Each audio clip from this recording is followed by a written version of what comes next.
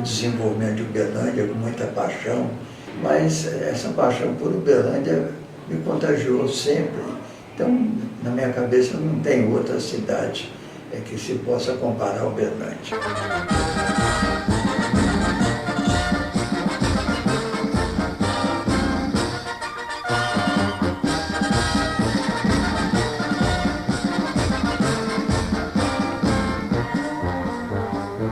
Uberlândia, terra acima de todas, terra de grandes virtudes, de um povo soberano e trabalhador. A partir de agora, convido você a compartilhar um pouco da história que você também construiu, de tempos que passaram e fazem grandes marcos em nosso presente e retrata o trabalho de pessoas que fizeram dessa terra fértil uma cidade independente, na qual todos nós temos orgulho. Parabéns, Uberlândia! Parabéns, uberlandense! Em 1682, uma expedição de bandeirantes, comandada por Bartolomeu Bueno da Silva, o conhecido Anhanguera, e seu filho de 12 anos, adentravam-se nas matas na região conhecida de um Nariz do Triângulo Mineiro, ou Sertão da Farinha Podre. Esta região era habitada pelos índios Caiapó. Os brancos lideravam os grupos em grandes números enfileirados, armados de arcabuzes, escopetas e mosquetões. Dormiam em redes presas aos paus que as sustentavam. Os brancos, no início da jornada, se alimentavam da famosa virada paulista, farinha de milho, feijão, toucinho e frutas que encontravam durante a expedição. Quando acabavam as provisões dos brancos, compartilhavam da comida levada pelos índios, uma pasta amarelada feita de mandioca chamada de farinha de guerra. Na total escassez de alimentos, se alimentavam de larvas de formigas, raízes, cobras, sapos e lagartos. Às vezes, havia perda significativa de homens que morriam de fome e doenças. Os Caiapó, no início desta época, viviam em aldeias e praticavam uma agricultura diversificada. Eram pacíficos, mas não queriam se submeter à escravidão impostas pelos brancos. Começava uma invasão em seus territórios, seguida de mineradores, aventureiros, soldados e colonos, tornando-os mais agressivos. As armas utilizadas eram arco de flecha, garrote de pau e burduna. Os brancos contavam com a vantagem de suas armas modernas e treinamento de combate, causando quase o extermínio em lutas sangrentas e desigual contra os Caiapó. Sertão da Farinha Podre. Devido ter sido encontrado no município de Sacramento um esconderijo com uma bruaca de couro cru contendo farinha deteriorada deixada pelos bandeirantes para se alimentarem no retorno das expedições, razão de ter dado o nome desta região, de Ribeirão da Farinha Podre, ou Sertão da Farinha Podre, a qual era pertencente à capitania de Goiás, e em 1816 passaram-se para os domínios da província das Minas Gerais. Em 1807, foi divulgada uma notícia de que os índios Caiapó haviam abandonado a região e migraram em direção a Goiás e Mato Grosso. Em 1817, os primeiros povoamentos tiveram início com a vinda de 3 famílias da região de Campo Belo: José Alves Rezende e seu irmão Caetano Alves Rezende, e os escravos de Francisco Rodrigues Rabelo, mais o cunhado João Pereira da Rocha. João Pereira da Rocha, por ser filho de nobres portugueses, era agraciado com a Carta de Sesmarias, através do rei de Portugal. A Carta de Sesmaria era um documento através do qual o rei de Portugal cedia lotes de terras incultas ou abandonadas. Começaram a caminhada na escolha das terras segundo a preferência de cada um. Caetano Alves Rezende foi o primeiro a se instalar em área que denominou por Sesmarias Boa Esperança do Rio Claro, e teve como limitante o seu irmão José Alves Rezende, cuja Sesmarias recebeu a denominação de Monjolinho. As terras pertencentes a Caetano Alves Rezende, mais tarde com a demarcação definitiva dos limites municipais, ficaram incorporadas a Uberaba. João Pereira da Rocha, após ter acompanhado seus cunhados pela região, voltou à Cachoeira do Campo em busca de sua esposa, filhos e seus escravos.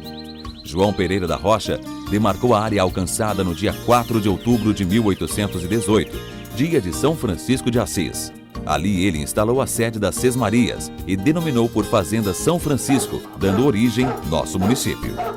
João Pereira da Rocha demarca a área próxima à aldeia de Santana, hoje atual Indianópolis. Demarcou a fazenda Letreiros e Salto.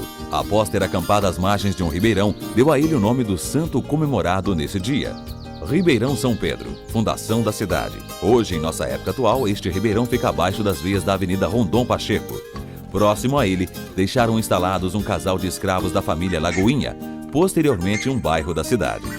Letreiro, a região que agradou Francisco Alves Pereira, onde deixou entalhado num tronco de pau-terra suas iniciais, a um capão de mato denominaram Marimbondos. Fazenda Tenda, onde levantaram um rancho e instalaram uma tenda de ferreiro. Córrego do Salto, um córrego com uma cachoeira que denominou a Fazenda Salto. Fazenda Laje, a barreira da qual foi retirada a matéria-prima para a olaria. Fazenda São Francisco, nome dado às suas sesmarias, é a sede da fazenda, hoje marco do nosso município. Seu Paulo é da 6ª geração de herdeiros. O engenheiro conta que a casa foi construída em 1830. Como todas as casas do século XIX, foram feitas de pau a pique, tipo adobo, e com barro. Em 1920, sim, foi construído já em tijolo e restaurada em tijolo de alvenaria. Erguia-se ranchos com parede de pau a pique e cobertura de capim-sapé ou de folhas de palmeiras. Primeiro abrigo daquelas famílias com seus escravos, que derrubaram matas, atearam fogo, sulcaram a terra e cultivaram lavouras de cana, café, milho, mamona, mandioca, feijão, algodão. Também plantaram anil, abóboras e cabaças e criaram porcos, gados, ovelhas, cavalos e moais.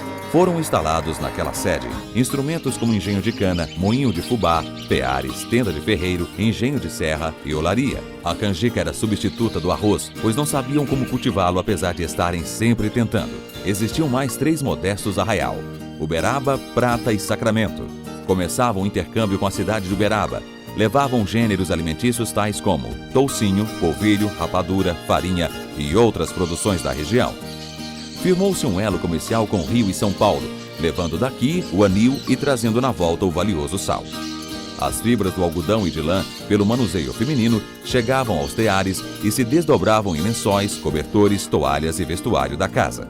Das mãos que forjavam o ferro, surgiam utensílios básicos para aqueles que trabalhavam a terra: enxadas, enxadões, facões. Produziam também pregos, fechaduras, dobradiças que, aliadas à madeira serrada e lavrada, abriam portas, janelas e porteiras dos currais. Em 1795 nasce Felisberto Alves Carrejo, filho de José Alves Carrejo e Dona Maria Rabelo. Felisberto Alves Carrejo, na idade escolar, cursou o seminário dos padres catequistas da Confraria de São Bento do Tamanduá. Foi naquela região que aprendeu o ofício de ferreiro. Ainda residia na região de Campo Belo, no oeste de Minas Gerais, comarca dos Rios das Mortes. Conhecera Luísa Alves Martins, casaram em 1815, tiveram 7 filhos, sendo eles José, Marcelino, Francisco, Joaquim, Isabel, Ana e Francisca. Em 1832, vieram para Santana do Jacareí, distrito de Campo Belo, os irmãos Luiz Alves Carrejo, casado com Emercina Joaquina de Jesus, Antônio Alves Carrejo, casado com Eufrásia de Jesus, Francisco Alves Carrejo, casado com Joaquina Rodrigues. Felisberto Alves Carrejo veio com sua esposa Luísa Alves Martins e seus 7 filhos e escravos e se instalaram em Campo Belo do Prata. A demanda do carro de boi e a necessidade de especialista em ferragens própria para este transporte, a qual a família Carrejo eram especialistas. A notícia se espalha, chegando ao conhecimento de Francisco Alves Pereira. Partiu em busca dos mesmos, foi então que conheceu a família Carrejo e contava em seu meio com excelentes ferreiros. Convidou-os para se mudarem para esta região e, para facilitar a vinda destes, ofereceu facilidades para a aquisição de terras. A oferta é aceita.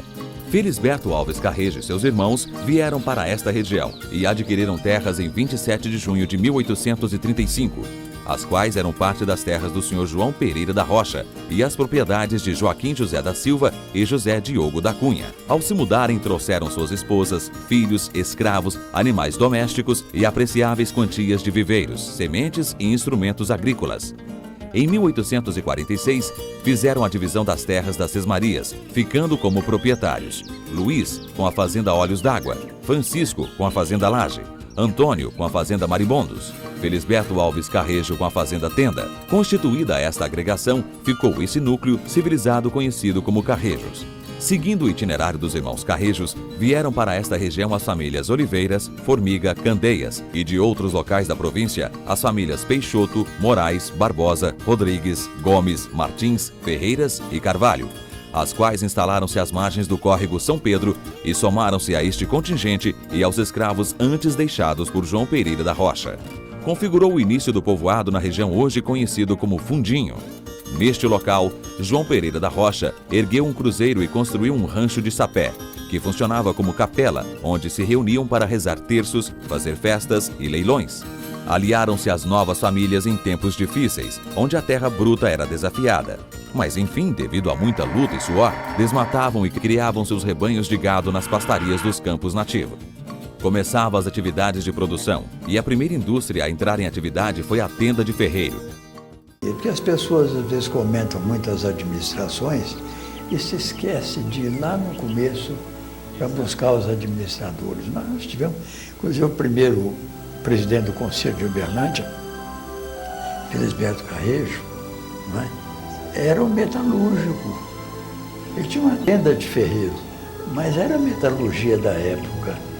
Onde Joaquim Martins, filho de Felisberto Alves Carrejo, aprendera como pai como produzir as ferramentas, assim como ferragens de carro de boi, facas, enxada, enxadão, foice, pregos e vários utensílios domésticos, utilizados por todos da região. Já bastante desenvolvidas as famílias Carrejos e outras, com grande número de crianças na idade escolar, o velho mestre Felisberto Alves Carrejo sentiu-se em seu espírito de liderança que era necessária uma escola para alfabetizar aquela geração e cuidar da cultura espiritual.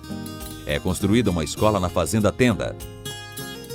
Ele criou a primeira escola de Uberlândia, inclusive a Escola da Tenda está lá até hoje, em homenagem ao Felisberto Carrejo. Só nós tivemos Felisberto, tivemos Joanil, tivemos tantos prefeitos bons antes, que a história de Uberlândia tem que ser escrita com o nome de todos. As dificuldades eram diversas, pois não havia livros escolares, mas os ensinamentos versavam sobre o princípio de moral e pregava sobre a religião católica, onde tinha um grande conhecimento. Grandes lembranças ficou marcado na memória dos alunos que frequentaram a escola na Fazenda Tenda. As chamadas para iniciar as aulas eram marteladas numa enxadinha dependurada no caibro da varanda que produzia badalar de um sino. As brincadeiras inocentes à hora do recreio brincavam de peteca confeccionada de palha de milho, a puxada do corrupio de caco de cuia, a merenda que levavam rapadura com farinha, banana cozida e broa de fubá do moinho. No decorrer das aulas, recordam a reza cantada e as orações que o mestre lia num velho livro chamado Horas Mariana. Felisberto Alves Carrejo, em 1846, muda-se para a Fazenda do Salto, às margens direita do rio Uberabinha, na confluência do Ribeirão e o córrego Cajubá, hoje Avenida Getúlio Vargas. Em 1842, em uma reunião convocada pelos habitantes da redondeza, elegeu como seus procuradores Felisberto Alves Carrejo e Francisco Alves Pereira, filho do senhor João Pereira da Rocha, para as providências de construir uma capela, mas para isso dependia de ordem superior do bispo de Goiás. Foi-lhe concedida esta autorização em 30 de junho de 1846. Iniciaram-se as obras da capela na Fazenda do Salto, pertencente à viúva de João Pereira da Rocha, Dona Francisca Alves Rabelo e outros. Este terreno confinava-se pelo lado sul com a Fazenda Campo Alegre, onde hoje é a Biblioteca Municipal. O terreno comprado por R$400 mil de Dona Francisca Alves Rabelo e outros foi destinado ao patrimônio da igreja e foi efetuado em parcelas através de doações de pessoas da comunidade e ao seu redor o primeiro cemitério local. Em volta deste local, surgiram um povoado dando origem de Arraial de Nossa Senhora do Carmo de São Sebastião da Barra de São Pedro de Uberabinha, no local hoje, bairro Tabajaras. Na jurisdição dos trabalhos estava o vigário José Martins Carrejo, filho de Felisberto Alves Carrejo, que fora ordenado em 27 de dezembro de 1849, decente do Seminário Diocesano de Vila Boa de Goiás. As ruas que compunham o arraial eram elas: Rua do Cota, hoje Dom Barreto, Rua São Pedro, hoje General Osório, Rua das Pitangas, hoje Augusto César, Rua Boa Vista, hoje Felisberto Alves Carrejo, Rua do Sertãozinho, hoje José Ayubi, Praça das Cavalhadas, hoje Praça Coronel Carneiro, Praça do Rosário, hoje Praça Doutor Duarte, Praça da Matriz, hoje Praça Cícero Macedo. Criado o Distrito de Paz de São Pedro de Uberabinha, subordinado ao município de Uberaba. Lei Provincial número 602, de 21 de maio de 1852. Felisberto Alves Carrejo se destaca na campanha que pleiteava. Foi eleito o primeiro juiz de paz do distrito. Nasce no Arraial em 1852 José Teófilo Carneiro, o qual seria no futuro o Coronel Teófilo Carneiro, responsável pelas estradas de ferro, e em 1885 o mesmo foi responsável pela implantação da energia elétrica. Em 1858, a primeira audiência pública para se instalar oficialmente o distrito ocorreu em 13 de fevereiro de 1858, sob a presidência do primeiro juiz de paz, Felisberto Alves Carrejo. Já estava formado o arraial de Nossa Senhora do Carmo de São Sebastião da Barra e de São Pedro de Uberabinha, que contava com mais de 40 residências que se estendiam do Largo da Matriz ao Largo do Rosário. Estas casinhas sem estética e desaninhadas abrigavam a população de baixa renda. 1861. Foi inaugurada a primeira igreja matriz de Nossa Senhora do Carmo. Aquela gente simples ouviram o badalar de um sino anunciando a entrada da imagem de Nossa Senhora do Carmo. Havia cânticos entoando hinos de louvor para a santa padroeira da paróquia. Foi construído a primeira rua, rasgou a terra bruta da vertente para abrir um rego d'água que jorrou fartamente até os bicames das humildes residências. Em 1863, Felisberto Alves Carrejo deixa o cargo de provedor da matriz de Nossa Senhora do Carmo de São Pedro de Uberabinha. Em 1872, estava o fundador da cidade com 77 anos de idade. 1883, através de uma doação de 12 alqueires de terras ao patrimônio de Nossa Senhora da Abadia por José Machado Rodrigues.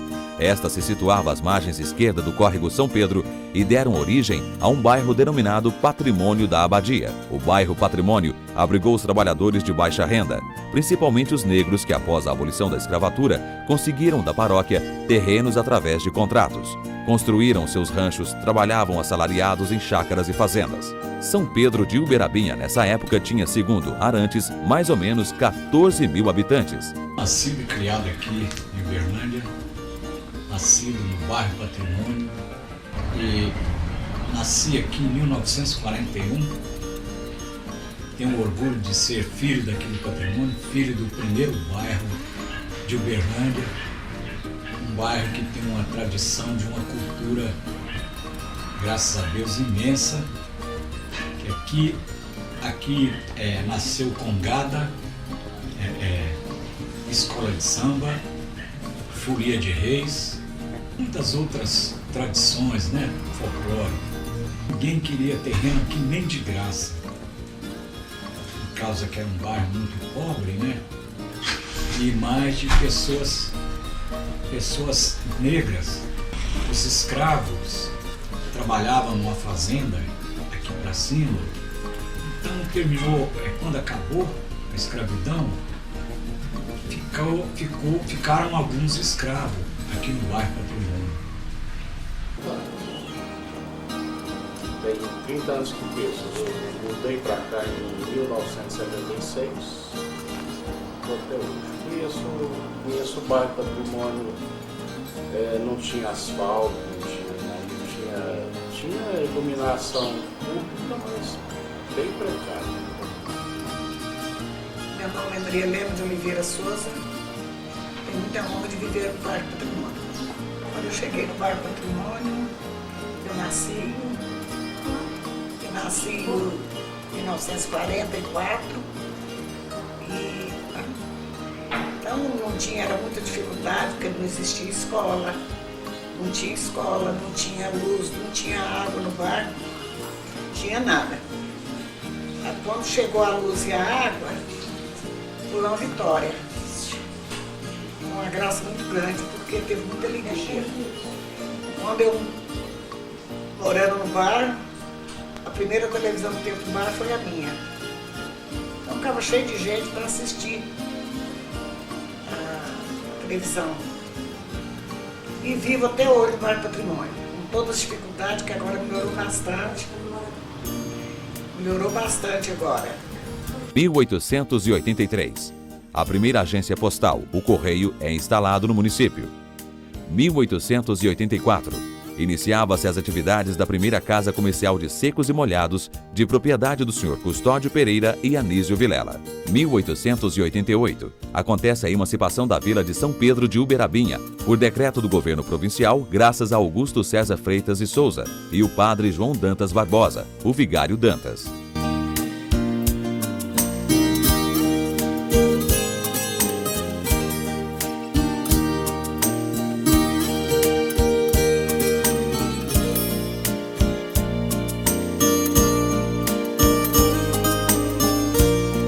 Em 14 de março de 1891, é criada a comarca de São Pedro de Uberabinha, passando à categoria de cidade, até então pertencente à comarca de Araguari.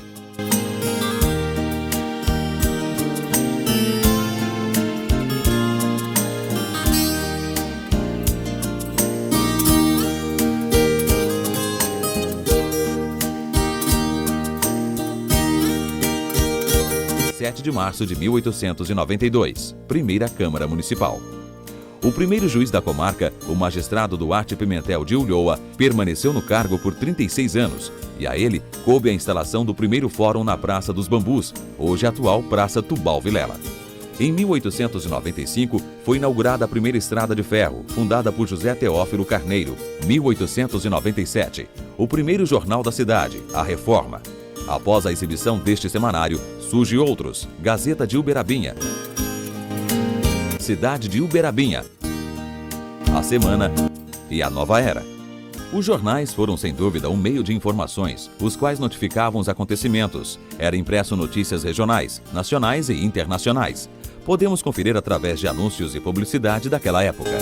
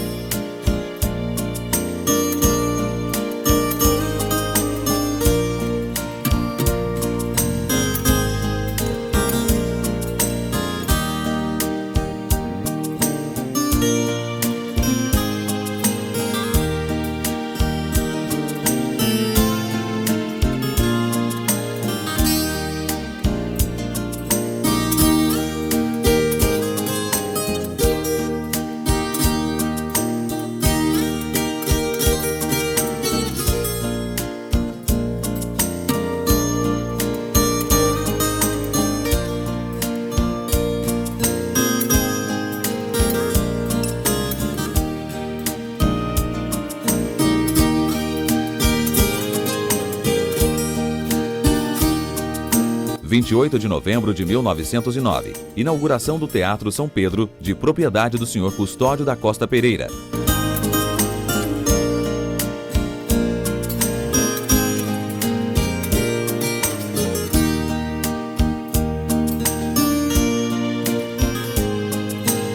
Em 1912, o engenheiro Fernando Vilela foi o grande responsável pela criação da Companhia Mineira Autoviação Intermunicipal. Você sabe que nós tínhamos pedágio aqui naquela época?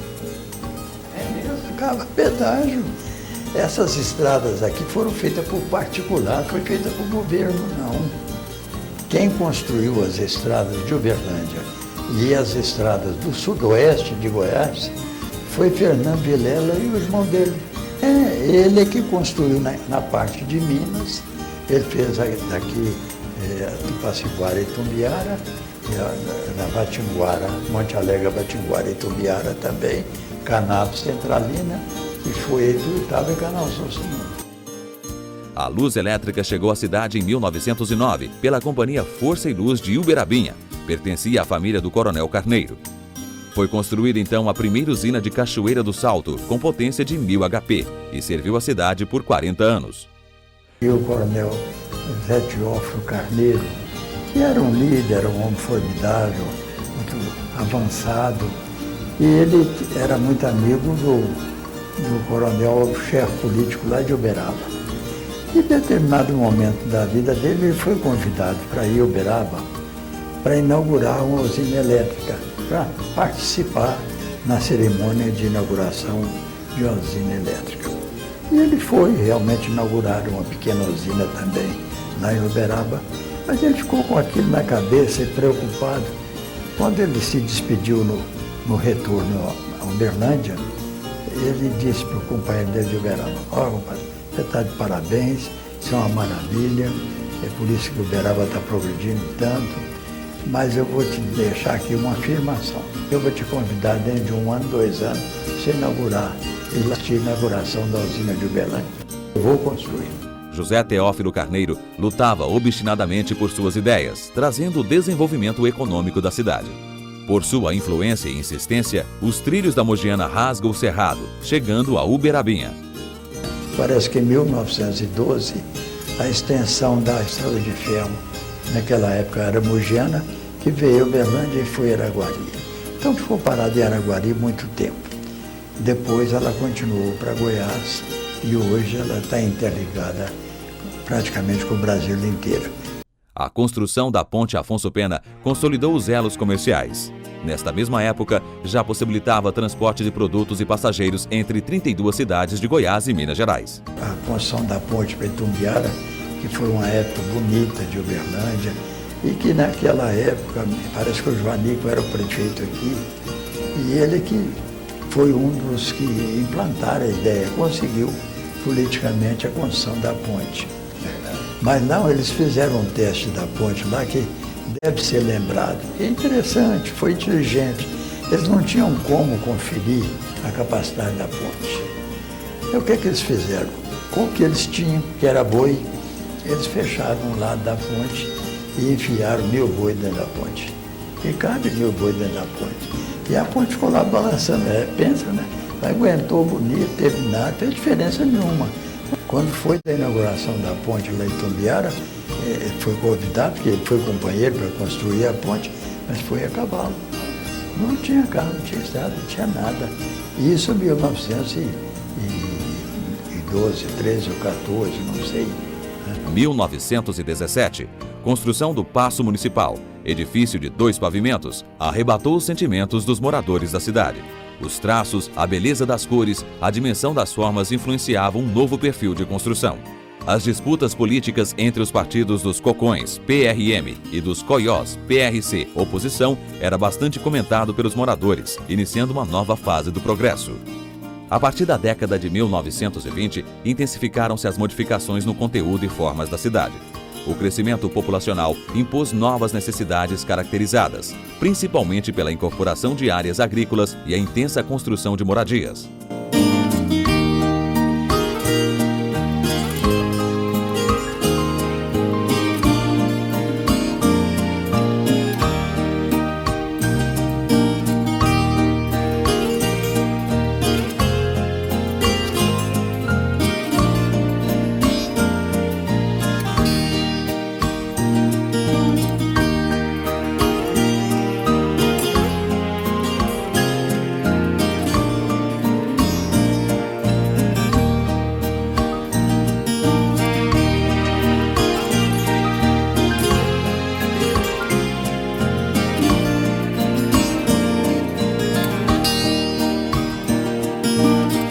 Surgem novos bairros, a Vila Martins em 1925 e Vila Osvaldo.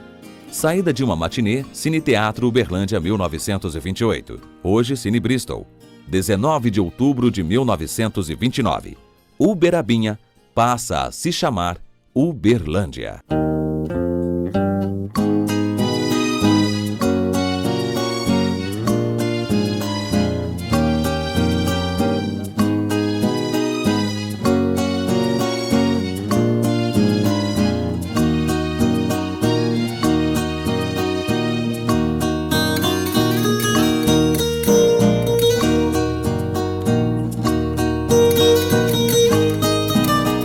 Década de 1930. Começa a ocorrer a diversificação do centro comercial, ainda localizado no fundinho, devido suas ruas estreitas, com casarões misturadas às casas de comércios. Inicia-se uma área comercial que se tornaria mais tarde um centro comercial e financeiro. Hoje, a Avenida Afonso Pena.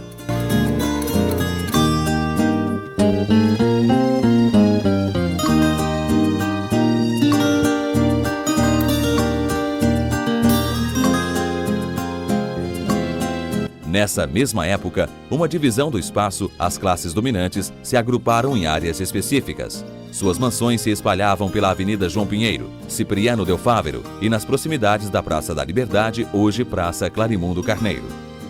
Foto de 1933, do tiro de guerra de Uberabinha. Primeira fila sentados, Sargento Júlio, o prefeito Lúcio, Dr. Mário Porto e Sandoval Guimarães, gerente do Banco Real e presidente do tiro de guerra. Em 1936, a imobiliária de Tubal Vilela adquiriu terras e loteou uma área nos Saltos da Vila Operária, num local denominado Capão Seco, surgindo a Vila Santa Terezinha e Vila Brasil, com 7 avenidas e 13 ruas. Em 1940, o crescimento da cidade apresentou índices demográficos elevadíssimos. A população já somava 22.123 habitantes, enquanto que o município continha 42.179 habitantes. No início dos anos 40, os uberlandenses tinham consciência de que a cidade e uma expressão visual. Visando projetá-la para todo o Brasil, uniram suas forças para a realização de um grande filme sobre a cidade, mostrando que é construída sob o signo do progresso. Foto de 1940, Colégio Museu Escola Estadual de Uberlândia, na Praça Adolfo Fonseca, transformando-se em quartel pela Força Revolucionária. 1940, os maiores segmentos de produção e capital, investido em charque, curtumes, calçados, máquinas de beneficiar arroz e algodão, ocupando também a maior força de trabalho da expressão da economia, resultaram diversos melhoramentos na cidade. Jardinamento de diversas praças públicas, calçamentos de ruas e avenidas, construção do aeroporto, ampliação do fornecimento de água e redes de esgoto. Em 28 de agosto de 1941, inauguração da Casa Ferreira e a nova estação da Mogiana.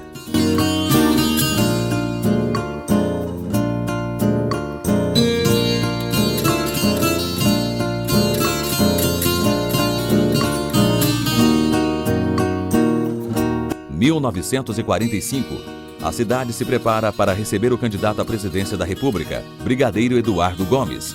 Contava com o apoio de Nicomedes Alves dos Santos.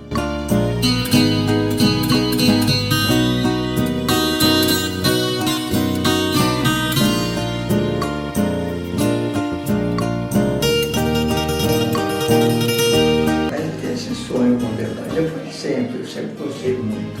Em termos políticos, eu me lembro, quando eu era moço, tinha 16 anos, começaram a aparecer os primeiros diretórios políticos. É claro que eu não tinha uma cadeira junto com os idosos, com os chefes políticos, mas passava entre eles, convivia muito bem. Eu cuidava do diretório, eu varria o diretório.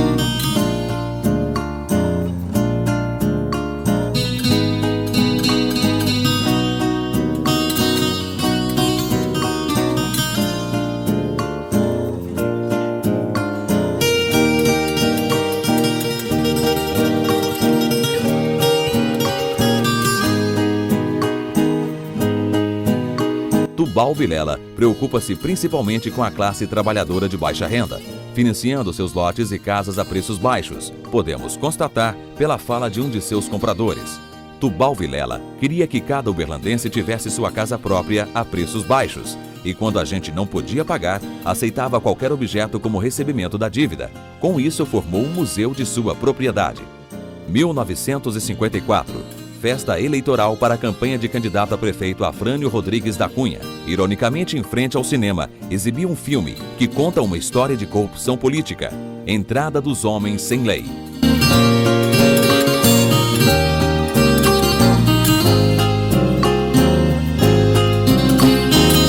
Uberlândia tinha 3 homens naquela época. O Elias Simão. Então, Elias Simão andava gastando Vicente Pedreiro.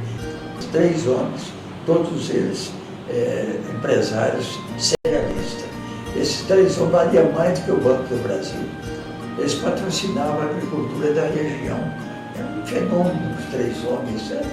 Berlândia é o que é, porque teve homens antes, né? E só para você ter uma ideia, o João Pessoa terminava uma quadra depois da Fernando Vilela, quando tinha a algodoeira do Asdrubal. Dali para frente era só fazenda, só campo, só mato, né? E tinha até uns episódios interessantes que a gente armava umas arapucas ali para pegar umas coleirinhas, uns canarinhos da terra, que lá tinha uns milhares, que ficava ali comendo o arroz que ia junto com a palha de arroz que era derramada ali naquela região. E os 2 maiores cerealistas, naquele tempo a Mugiana ali, onde a Praça Sérgio Pacheco, ali tinha os armazéns gerais, né? Toda a remessa dos arroz que a gente mandava para a Orlândia, do arroz brejeiro, era feito via estrada de ferro.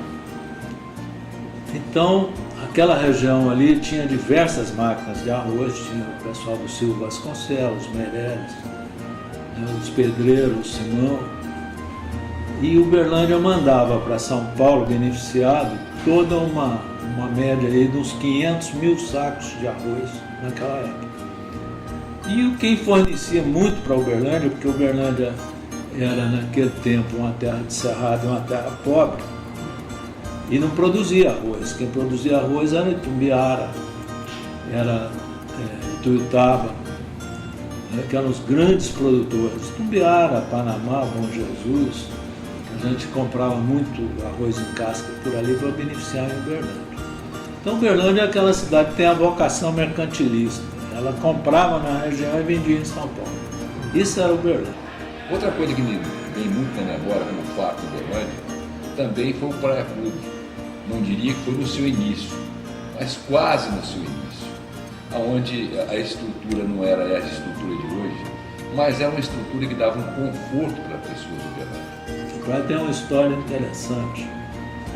Ele foi comprado por um grupo de pessoas que nadavam ali no rio, e essas pessoas contrariavam o dono da fazenda que dava margem para o rio. Mas como eles eram pessoas decentes, eles resolveram comprar um pedaço do praia, comprar um pedaço de terra lá para fazer uma pequena praia para eles nadarem. Só que esse pedaço de terra vinha até cá no alto, hoje onde está ali o pessoal do exército. Tá? E compraram no meio desse pessoal que comprou, tinha um uruguaio. E ele, apaixonado pelas coisas do Uruguai, escolheu a cor amarelo, o ouro negro, amarelo e preto, para ser as cores do praia. E com isso o praia foi crescendo, foi sendo bem administrado, que é uma das coisas que o Uberlândia sempre teve. Foram gente despreendida e bons administradores. E construíram essa maravilha que é o Praia Clube. Também tinha um grupo de grande capacidade que transformou um pequeno clube, um lazer de meia dúzia de pessoas, num clube que hoje abriga 40 mil pessoas. Essa é a história do povo de Uberlândia, dos caras que construíram essa cidade. Antes de Brasília, se pensava em rodovias rudimentares a partir da construção da capital.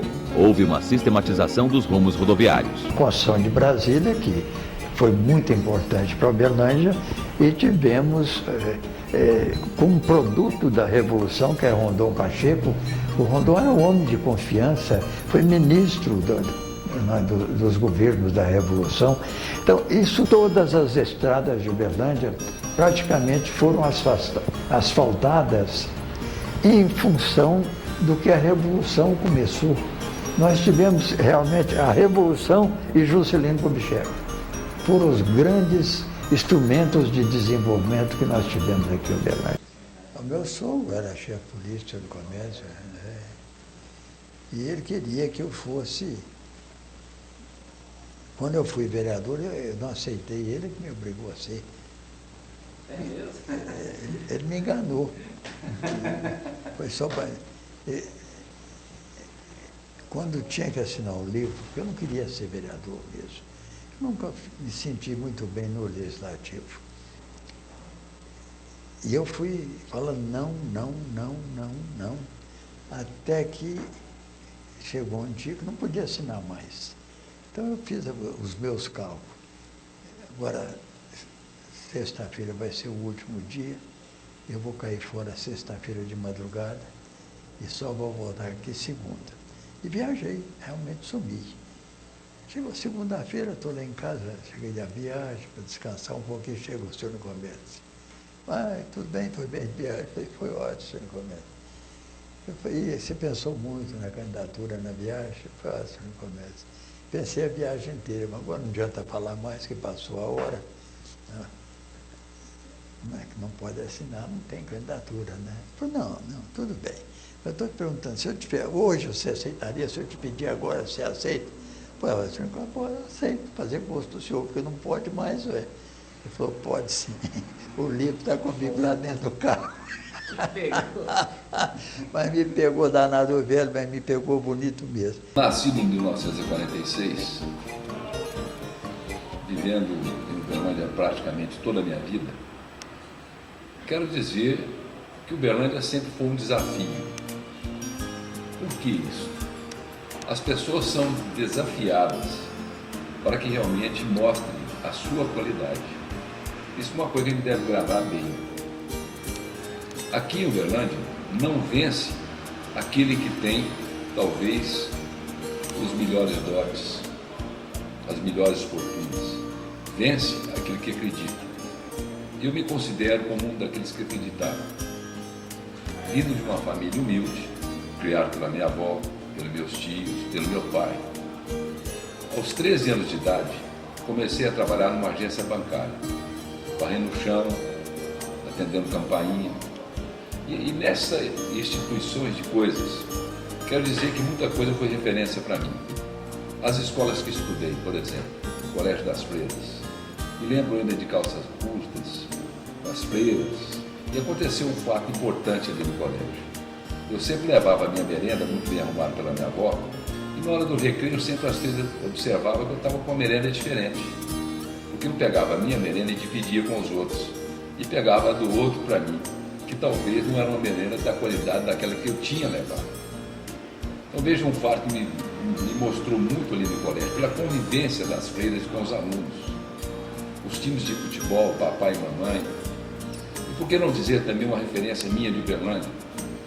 Colégio Liceu de Uberlândia, na Praça Oswaldo Cruz, professor Milton Porto. Uma coisa que veio muito à memória também é ali na praça da prefeitura antiga, na esquina ali era o Teixeira Costa, uma loja de referência para todos aqueles que vinham da região, na época, com os automóveis da época, com carro de boi.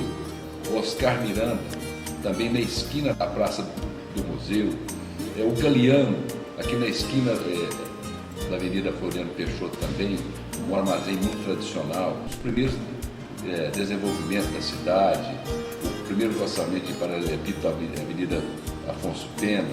Me recordo ali da estação também, próximo ali, a Praça Oswaldo Cruz também, onde nós tínhamos o cinema na esquina, e a Dona Maria, que tinha um bar, tinha jogos de sinuca, tinha pastelaria. Então são coisas que marcam a referência. As cidades brasileiras pareciam contagiadas pelo espírito de desenvolvimento de JK, a chamada Marcha Progresso. Mas Uberlândia era, nesse tempo, uma cidade que tinha padrões sociais muito bem definidos. Existiam os ricos e os pobres. A classe média incipiente começava a surgir.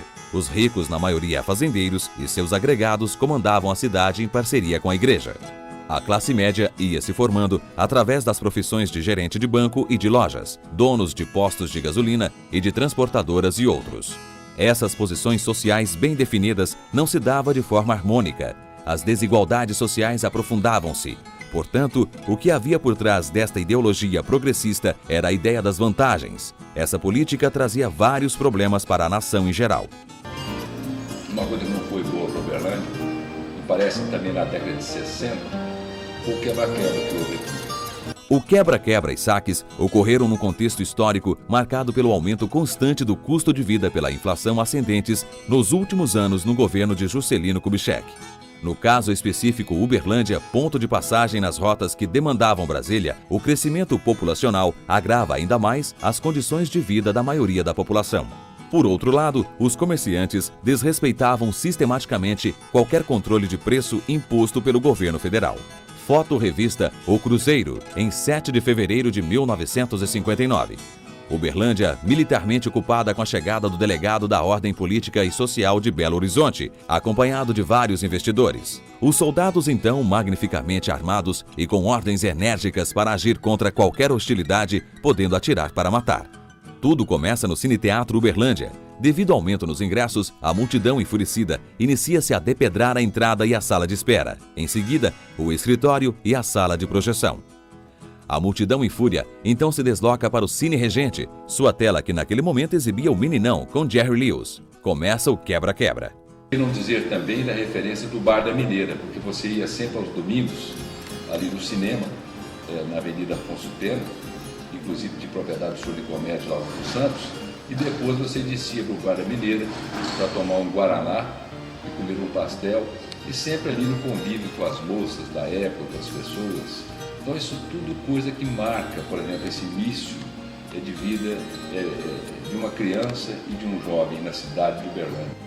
A filha do Geraldo Ladeira, que foi o prefeito, sempre pergunta para mim como é que foi meu pai, porque ela era pequena, não lembra muito como que o pai dela foi como prefeito. O Geraldo Ladeira era uma pessoa extraordinária, o Geraldo Mota Batista. A campanha política do Geraldo foi a coisa mais interessante. Ele tocava piano, ele era um artista, era dono da rádio, e ele punha um piano em cima de um caminhão, ia para os bairros da cidade, Uberlândia não era tão grande assim, e ele mesmo fazia um showmício lá, e ele dizia para os eleitores deles: olha, quando forem fazer aqui pesquisa eleitoral tal, vocês não falam que vão votar em mim não, vocês falam que vão votar no outro aí, porque esse negócio de pesquisa não podemos deixar influenciar nos eleitores e tal. E o Ladeira foi eleito com uma grande margem de votos numa eleição extraordinária. Então, esse fato eu queria deixar para a Zulmira, filha dele, que ela já me pediu para te contar.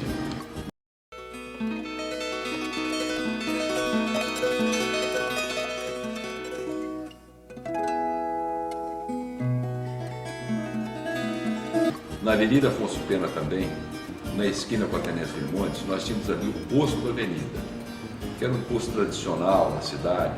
Tinha uma loja Renner, ao lado dele ali, e em cima ali do Posto da Avenida, nós tínhamos o Sindicato dos Bancários.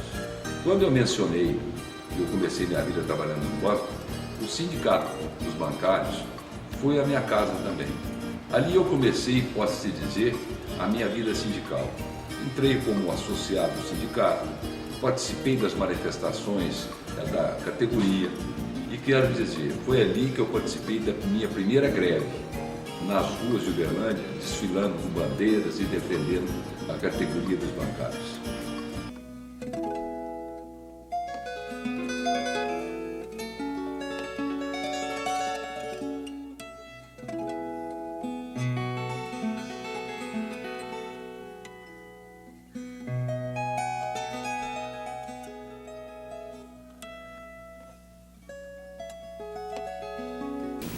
Olha, quando nós lançamos o Distrito Industrial, quando nós lançamos o Parque do Sabiá, quando nós construímos o estádio João Avelange e quando nós planejamos, inclusive, desenvolver o serviço de captação de água, nós tínhamos uma visão tranquila de que a cidade passaria de 500 mil habitantes e poderia chegar a 1 milhão de habitantes. Só que quando nós assumimos a prefeitura, e parece que foi no primeiro mandato, o Parque Sabiá estava invadido. Essa invasão que hoje você vê todo mundo fazendo.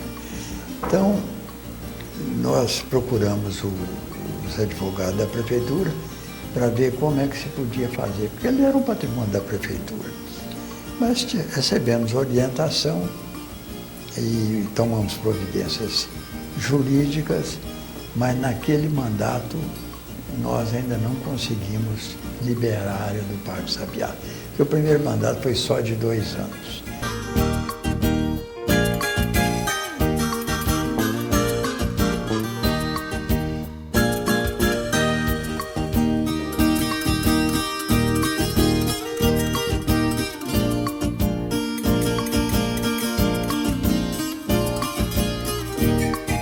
Mas quando voltamos no segundo, que inclusive foi um mandato de 6 anos, nós conseguimos desocupar o Parque Sabiá, mas não tinha dinheiro para fazer. Aí o Cícero Diniz, doido para construir o Parque Sabiá, porque aquilo é a coisa do Cícero Diniz, né? Tem que pôr uma estátua dele lá, se possível do tamanho do parque, que é para você ver mesmo com facilidade. Mas o Cícero em cima de mim, ele e o Paulo Ferola, os dois, apaixonados pelo Parque do Sabiá. E pelo Futel também, é uma coincidência. Mas não tem dinheiro, Cícero. Como é que eu vou fazer isso? Mas você tem que dar jeito, vamos começar. Mas Cícero não tem dinheiro, não tinha dinheiro realmente. Então, para ficar livre do Cícero um dia, eu falei, faz um orçamento de 200 metros daquele muro, lá em frente o macro. Ali exatamente aquela paralelo com a rodovia ali. Faz um orçamento de 200 metros. Né? Ele falou, vou fazer para você, eu trago hoje, tá? Ele tragou o orçamento. Não, você faz não, daqui 2, 3 dias, dá um pouco de sossego, né? Mas quando ele saiu até, eu sabia que o orçamento dele seria muito, o Cícero é um privilegiado. Mas eu chamei a secretária de obras, falei, faz um orçamento de 200 metros de muro, com tela. Fiz aquele desenho que está lá. Falei, faz depressa, por favor. Eu tinha combinado com o Cícero, ele falou, na segunda-feira, falei, quarta-feira você traz para mim. E pedi à secretaria, eu fiz. Quando o Cícero chegou, eu já tinha o orçamento da prefeitura em mãos. Mas estava cansado de saber que o dele ia ser mais barato. E realmente ele apresentou o orçamento, foi mais barato do que o da Secretaria de Obras. Eu falei, Cícero, pode fazer uns 200 metros, vamos pedir a Deus para dar conta. Mas foi importante que nós começamos a fazer aquilo, quando estava assim, 100 metros pronto, 150, eu olhava de longe, eu não passava lá no serviço. Eu ia pela Tibéria, olhando, quase que de binóculos, para não chegar perto do Cícero, ficar livre dele. Mas foi ficando bonito aquilo, quando estava com mais de 100 metros, pronto, quase 200, eu cheguei lá, eu cheguei por baixo, fui lá. Interessante, ele fez até o acesso para chegar de automóvel lá no lugar do muro. Eu não tinha nada. Aí começa, tudo bem, o que você está achando? Ele está bonito, está ótimo, parabéns, está ótimo. Né? Mas tem uma coisa, Cícero, você errou no orçamento. Ele falou, errei. Mas eu sabia que você ia errar, porque não pode fazer uma coisa bonita dessa, pelo preço que você disse que ia fazer, né? Não, mas eu errei, foi para menos. Ao contrário do que você está pensando. Eu te dei orçamento de tanto, não foi? Foi. Mas está aí, ó, 10% mais barato. Era um monumento ao Cícero. E Deus abençoou aquilo que nunca mais nós paramos de fazer o Parque do Sabiá com todas aquelas obras que estão lá dentro. Olha, eu, como genro do Cícero Diniz, tenho o maior orgulho de ter sido, antes de genro, conhecê-lo através de uma amizade muito afetuosa que ele tinha pelo meu pai. E de trabalhar junto com esse grupo maravilhoso que era formado por Cícero Alves Diniz, Virgílio Galaz e Paulo Ferola da Silva. Falar de Cícero Diniz é falar sobre correção, sobre virtude de caráter limpo, de hombridade. Quando nós construímos o AIS, eu faço questão de dizer que foi 100% Paulo Salomão, usou 100%. Nós só discutia e concordava, mas a inteligência, a habilidade, a competência, a determinação era do Paulo Salomão.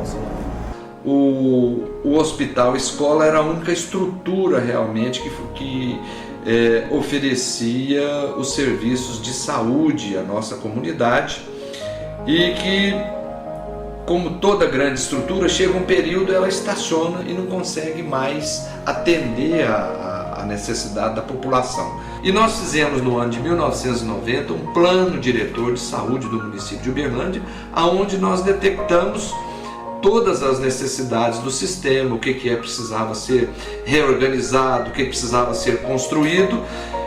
Então foi através de estudos do plano diretor de saúde em que nós apresentamos o projeto, que foi prontamente atendido pelo prefeito municipal, na época, o senhor Virgílio, o Ministério da Saúde, na época, sob o governo Collor, sob o ministro da Saúde, o Dr. Alceni Guerra, e que, através do hoje prefeito Odelmo Leão, era do deputado federal na época, e também o ministro Homero Santos, fomos ao Ministério da Saúde, que aprovou o projeto da implantação das UAS. Então a função das UAS seria um atendimento intermediário e planejamos 5 unidades inicialmente. Seriam 5 pronto atendimentos na periferia da cidade. Pegamos um mapa da cidade e distribuímos em pontos equidistantes as 5 unidades. Uberlândia, até então, seria a única cidade no país a contar com 5 prontos-socorros na periferia, quer dizer, descentralizando o atendimento. A gente tem como um ponto bastante significativo, do Lisote ao pronto-socorro do Hospital Escola, eram 22 quilômetros de ida e volta. Então imagina uma pessoa que tinha uma cólica renal 11 horas da noite, que não tinha mais coletivo, se a pessoa não tinha veículo próprio, ter que andar 22 quilômetros para receber uma atenção básica dessa. Então, daí vem a grande aceitação das UAS, o grande papel que as UAS veio desempenhar junto à comunidade uberlandense, foi porque o atendimento estava bem próximo da casa de cada um. E a proposição das UAS foi exatamente para fazer um atendimento de prevenção, o atendimento de atenção básica e o atendimento de urgências leves, não as urgências mais complexas. Ela podia dar o primeiro atendimento e fazer o encaminhamento para o Hospital Escola, que era a estrutura de referência. É claro, nós recebemos o dinheiro do SUS também, mas para atender o número de pessoas que nós atendimos de Uberlândia e da região, que nós nunca tínhamos como deixar de atender a região. Houve até alguma tentativa de nos convencer a não atender, mas gente, a região ajudou Uberlândia a vida inteira. Agora você vai deixar de atender a região? Não tem como. Nós temos que ajudar a região a resolver os seus próprios problemas, a conquistar a posição de resolver os seus problemas. Mas até que isso aconteça, nós temos que ajudar a resolver. E o UAI foi tão bem planejado, a gente, que Deus abençoe esse Paulo Salomão, que não era um hospital, mas tinha-se muito discreto 2 apartamentos em cada UAI para dúvida do diagnóstico. Quer dizer, chegasse um caso que o diagnóstico não estava definido ou ia demorar a se definir, tinha os 2 quartinhos lá, hospitalizava. Mas você não podia falar que hospitalizava, porque não era para hospitalizar. Nós não teríamos condição financeira para isso.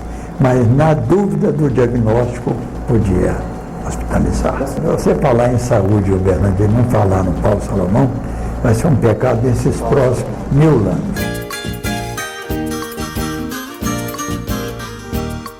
A água que nós tínhamos para pôr lá no Distrito Industrial foi cedida pelo Alexandre Garcia. Eu gostaria também de falar um pouquinho da cidade industrial. Uberlândia sempre pensou na frente, sempre pensou, enquanto Minas Gerais pensava que indústria era só no cinturão de Belo Horizonte, Uberlândia lançou a sua cidade industrial. E a cidade industrial aqui era um local justamente onde foi a sede dessa TBC.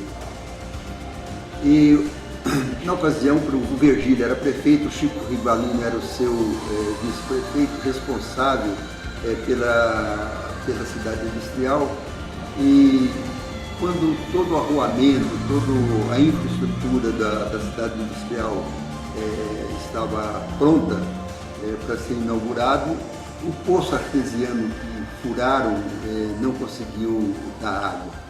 O poço rompeu e a cidade industrial não poderia funcionar por falta d'água. E o Chico Rivalino, procurando o senhor Alexandre Garcia, e falou: senhor Alexandrino, temos que pegar água da Granja Marileusa, da sua granja, para levar para a cidade industrial. E o senhor Alexandrino, como sempre fazia, aqueceu na mesma hora, e foi construído um duto para levar a água da Granja Marileusa até a cidade industrial. E na inauguração, debaixo da caixa d'água, alguém discursando lá dizendo: estamos num lugar onde tem sombra e água fresca, porque a gente estava debaixo da cidade industrial. Uberlândia deu um exemplo para Minas Gerais, criando a sua primeira cidade industrial do interior. E a indústria que se estabeleceu ali veio de Canápolis, já é uma indústria de artefatos, que foi depois a primeira indústria de Minas Gerais.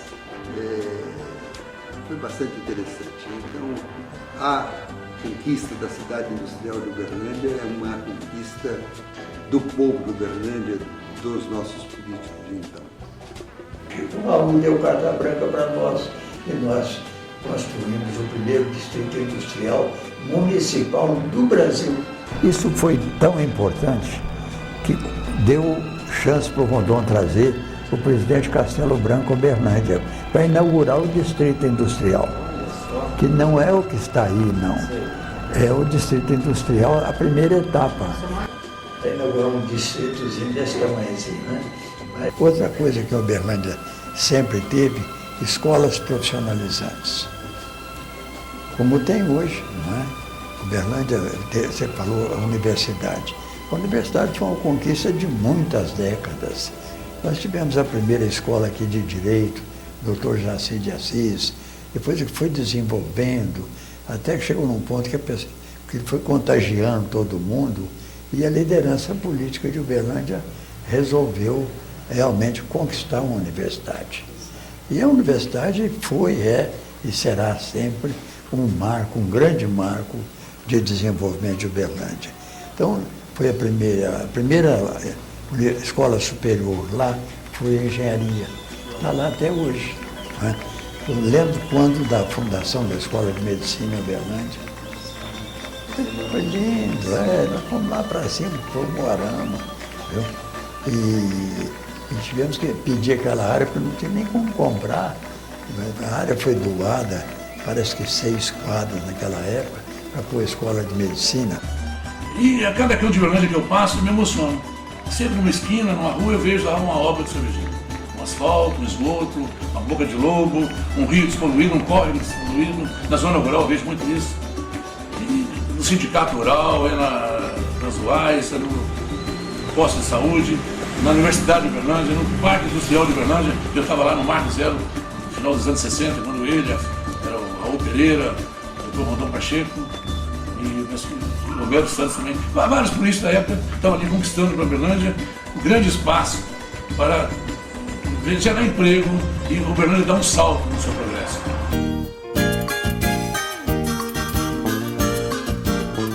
É dessa discussão que eu tenho certeza que nasceu muita coisa boa para a nossa cidade, para as nossas entidades e pode destacar também para a atividade produtiva rural, porque é a nossa maior riqueza.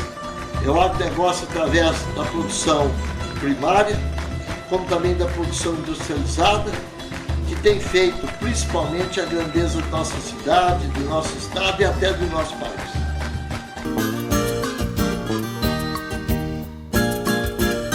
Olha, eu sinto privilegiado de ter essa oportunidade de falar de uma pessoa tão querida em nossa cidade, Sr. Virgílio Galaz.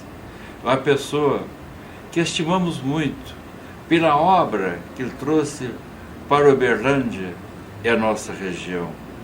É um homem que sempre dedicou a vida pública fazendo por amor.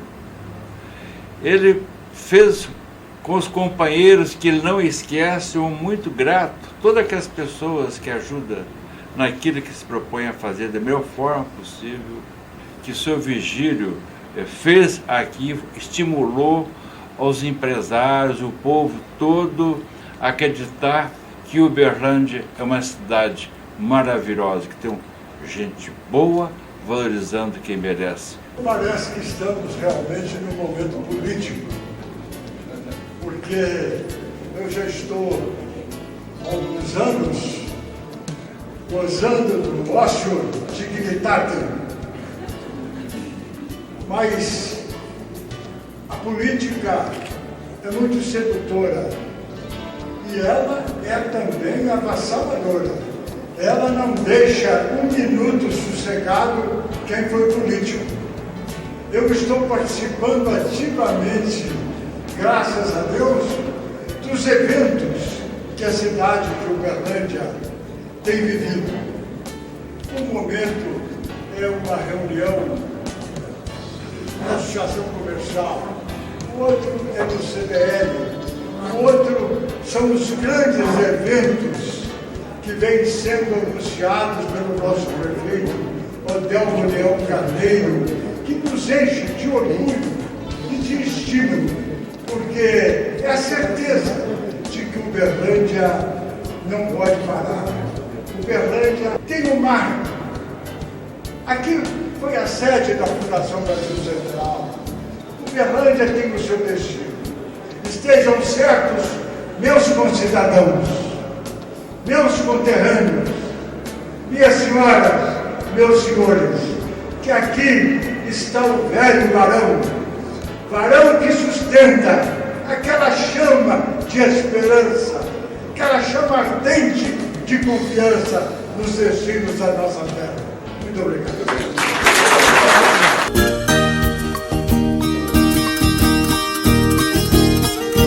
Olha, são coisas assim difíceis de dizer, porque todo dia muda alguma coisa. Mas hoje, para ser candidato a prefeito de Uberlândia, tem que ser o próprio Odelmo, que cada dia tem mais lastro político, o Zanata ou o Totonho. Fora disso, é muito difícil. A associação comercial, ela está em todas as realizações que se fizeram em Uberlândia, desde o seu começo até os dias de hoje. Portanto, eu acho que eu quero aproveitar esse momento e abraçar o Luiz Alexandre, abraçando ele, abraçando todos que fizeram parte das diretorias nesses 70 anos da Associação Comercial, da Associação Comercial e Rural e a todos aqueles que são seus filiados. Então, portanto, eu acho que é isso. Faz parte da história do Uberlândia, ou fez fazer história do Uberlândia a Associação Comercial. A convite da ACIUB, Associação Comercial e Industrial de Uberlândia, o prefeito Odelmo Leão apresentou na noite desta segunda-feira, 28 de fevereiro, na sede da entidade, o programa Uberlândia Integrada. O Uberlândia Integrada é o maior conjunto de obras viárias, de drenagem e asfaltamento realizado nas últimas décadas. Com ele, o governo municipal reúne todas as obras viárias realizadas na cidade desde 2005 e se antecipa aos problemas que o crescimento da população e do número de veículos podem causar. De 2004 a 2010, a frota de veículos em Uberlândia quase dobrou e tornou-se a segunda maior de Minas Gerais, passando de 188 mil para mais de 310 mil veículos em apenas 6 anos. Com a construção do viaduto da João Naves sobre a Rondon, o corredor de ônibus leste passa a ter 2 eixos. O corredor da João Naves ficará mais eficiente. A travessia de pedestres será mais segura ao longo de toda a avenida, incluindo a construção de novas faixas elevadas e a instalação de semáforos. Um viaduto sobre a Olegário Maciel também será construído. O projeto é melhorar a fluidez do trânsito na Rondon Pacheco e completar o binário com a Rua Duque de Caxias. A Avenida Nicomedes Alves dos Santos terá um viaduto sobre a Rondon Pacheco. O prolongamento da Anselmo também prepara a cidade para a futura ampliação do aeroporto, que deve receber um novo terminal de passageiros e de carga para atender às exigências do entreposto da Zona Franca de Manaus. Corredor Sul. Ao viabilizar o viaduto da Nicomedes Alves dos Santos, o governo municipal cria o novo Corredor Sul, com acesso à região que mais cresce na cidade e tem um setor universitário com mais de 10 mil alunos, além de um shopping e de milhares de casas em construção. No total, o novo corredor vai beneficiar mais de 120 mil pessoas de 16 bairros e antecipar a demanda de transporte para mais de 5 mil famílias que vão viver nas casas que estão sendo construídas na região do Shopping Parque. Uma das prioridades do governo de Uberlândia foi criar caminhos e acessos diretos para receber pacientes vindos das 8 UAIs instaladas na cidade, reduzindo o tempo de deslocamento para apenas 11 minutos, em média, até o hospital municipal. E Uberlândia passa a contar com uma nova rota de ligação e transporte de carga para os estados de São Paulo, Paraná, Santa Catarina e Mato Grosso do Sul. Com as obras, o governo de Uberlândia já criou e vai criar ainda milhares de empregos em toda a cidade. As ações de drenagem também vão diminuir as chances de alagamentos nos bairros e nas principais vias do município. Com o programa Uberlândia Integrada, o governo municipal conduz nossa cidade para o crescimento sustentável e une desenvolvimento econômico com desenvolvimento social, garantindo uma vida melhor para quem mais precisa.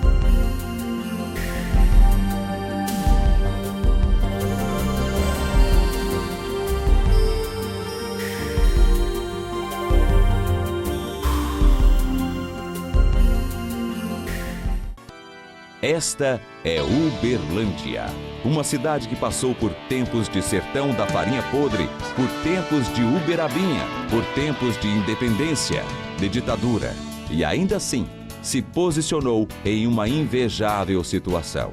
Uma cidade modelo para todo o Brasil.